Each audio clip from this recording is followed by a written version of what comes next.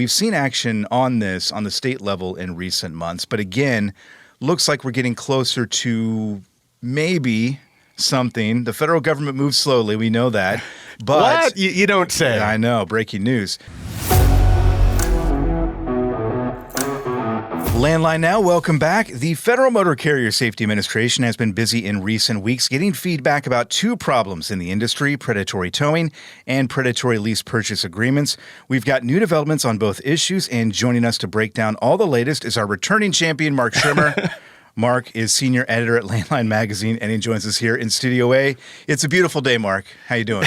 It's not bad. It's not a bad day at all. But yeah, it's the theme here today is predatory, and that's something that truckers have to deal with a lot. And I know we'll get into a little bit more, but Doug Morris from OIDA, I think, really hit it out of the park of talking about all the stressors that truck drivers have to deal with, and having to deal with whether it's a predatory lease purchase agreement, predatory tow, fraudulent brokers. That's stressful things that makes the highways a little bit less safe because truck drivers are having to deal with that stuff every day. And the good thing is that FMCSA is taking a serious look at both of these issues, and we'll take them one by one here, starting with predatory towing.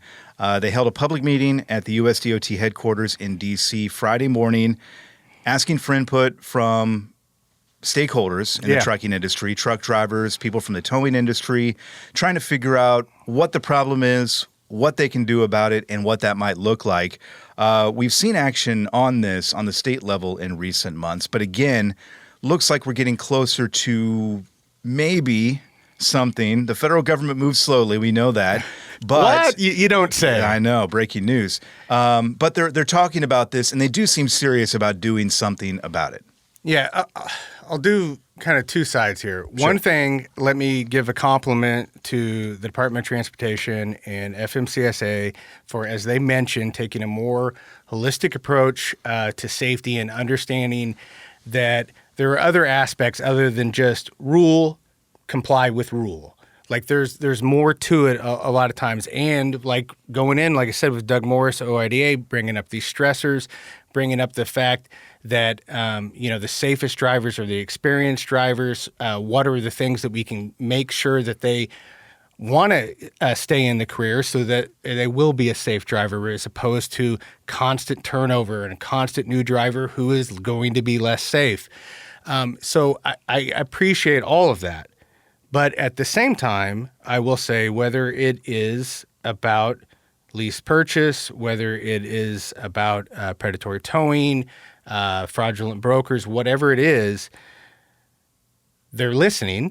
Mm-hmm. They've had meetings, truck parking, had meetings. They're listening. They're saying they really care. But I am also with Doug Morris on, okay, we can't just check the box that we've had a meeting. Yeah. Real action has to take place. And some of this, maybe it will. I'm not saying that it won't. These things do take time. You can't just snap your fingers.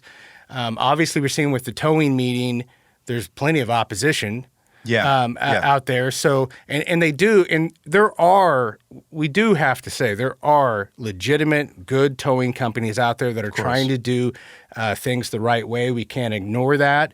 But those good towers need to get out of the way to let there be enforcement on the bad guys. And to get those guys out of the industry, because that'll be better for them too. It does, I heard several of representatives of towing companies that were there saying, hey, there's just a few bad apples. It shouldn't bring down the whole industry. You're right. Let's get those people out of there. Let's set up some ground rules to make sure that those fraudulent type of companies aren't allowed to do that. It's so that it doesn't hurt the good name of so many towing companies out there, a lot of them that are members of OIDA, that are trying to do it right. Let's make sure that we can set this up in a way that is fair to everyone. Yeah, and I think that's the underlying question about all of this is what does that look like? What can FMCSA realistically do on this? As you point out, the conversations, the fact that they're being had at this level is encouraging. we've seen, and we've talked with Keith Goebel, your colleague, about this multiple times in recent months, different states, taking a whack at this issue, Florida being one, notorious for this practice. So we're seeing some progress here and there, but I think the underlying issue is, again, what do we do about it, and what does that even look like? I'm not sure FMCSA or the USDOT knows the answer to that. I'm not sure anybody knows the answer to that. I'm not sure if it's, oversight of the states and what they're doing and rates and non-consensual. Again, and you may not know this answer either. You probably don't. But I think that's a question we all have to be asking ourselves, especially as we look to make recommendations to FMCSA and the USDOT about what would make the situation better. Again, what does that look like? And I don't have the answer. I'm not sure what the exact plan, your best plan would be going forward. But what I will say is, I think there was one of the commenters from a towing company today that was saying, we already, have the solution. The solution is letting the states make the decisions, and that's fine. And a lot of times, I do think that allowing the states to make decisions on things, in a lot of instances, can be a good thing and the right way to go. But what we've seen here, that's what's been in place for a long time, yet we're still having to have this meeting today. Yeah. So that means not all the states are taking care of it the way that they're supposed to.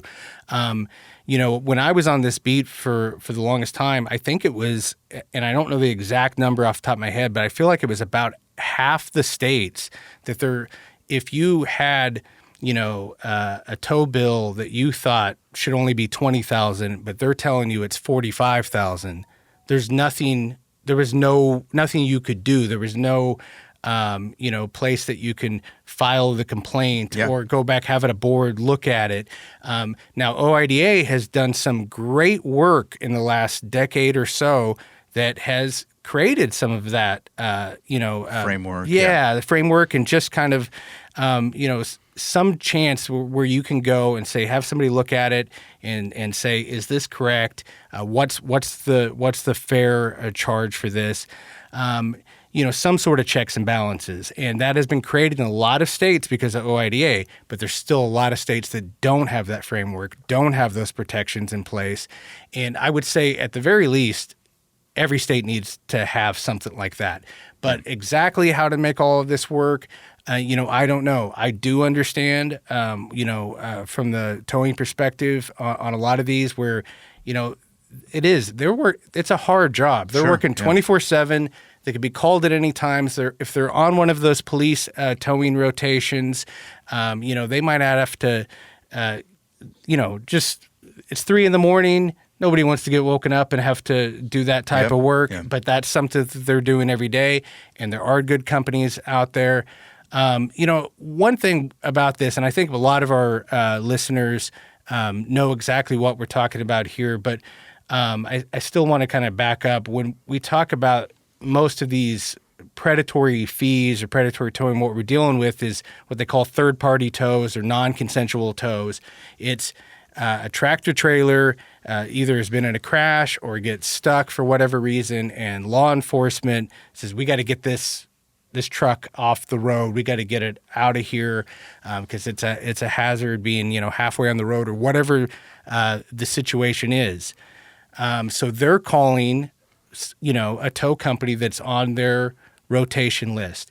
The truck driver does not get to choose which tow company is coming out. The tow driver, the trucker doesn't get to compare prices, doesn't get to negotiate.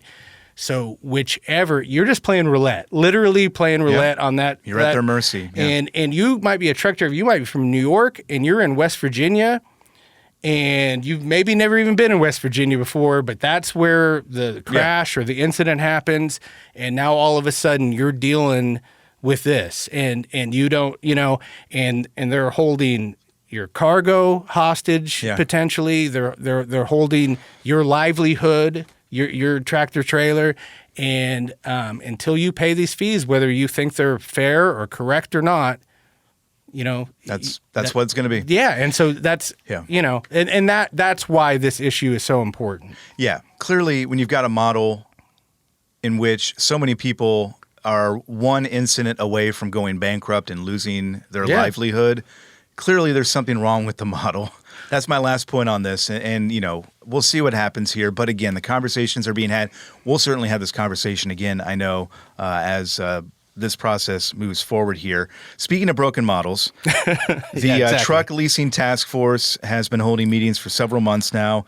Something interesting and noteworthy, I think, happened in the last one with two members saying out loud that they came in at the start of this process with one opinion. Now they have a completely different opinion based on what they've heard over the past several months. I know you've been following this, and it was an interesting turn of events, I think. Yeah, it was really kind of refreshing because so many times, we talk about it in Congress and, just politics in general. People are so far on other sides of the spectrum of arguments so often that no matter what you say on either side, they're just not going to listen to reason. They're not going to even budge over an inch or two the other way. But here we had this task force looking into lease purchase agreements where the carrier, holds the loan over the driver. They don't actually, in these bad cases, they don't have any control over their business, but they're an owner operator, and they're, a lot of times they don't, most of the time they don't end up walking away owning the truck. They're basically paying the company, thousands and thousands and thousands of dollars for the right to, work for them. And what we have is it's just a situation where it's so fraudulent, and we just kind of they need to stop and make some sense out of this. But what's nice about this is that we had two people on this task force that were originally on the side of we need to keep these agreements, and now they've seen the light, they've seen the evidence, they've seen the documents, and they've said, I agree with you guys. I think there is a problem here. We do need to make a change. And that's so refreshing. You don't see that anymore. Yeah, and again, it seems like we're getting close to a consensus there, and we may even already be there. When you have that situation in a group like this, they're able to take that consensus and actually make some real recommendations. I hate to compare this committee to the Underride Committee, which we've talked about before, which has been, it's been a mess, I think. Yeah. That's pretty safe to say. This one, it feels like we're going to come to some sort of consensus here and some real recommendations. And many of the members in that group have said from the outset, this needs to be just put away. It needs to be abolished, this lease purchase model. Yeah, that whole situation where the same, company that would hold on the truck that over you that is telling you how, whether you have a load this week or not, that being the same one holding the loan over you, that's what they're talking about, abolishing. If you want to go to a third party and lease a truck that has nothing to do with the carrier, then that should be fine. But yeah, they are looking at just getting rid of that because it's just so predatory. You hear all of these horror stories, how many thousands of dollars these truckers have lost. The fact that they've been lied to from the beginning to even sign the contract. Yeah. They don't have a right to an attorney to go look at it, and all this time they're told, hey, if you're a real hard worker, you want to be on the lease purchase. You want to, make business for yourself and, using this entrepreneurial spirit and snake oil, all of that stuff. It is really nice to see that we have a task force that has looked at the evidence and said, this is the way we should go. We'll keep an eye on that. We'll talk about it again. Mark, we appreciate it as always. We'll see you next time. Thank you.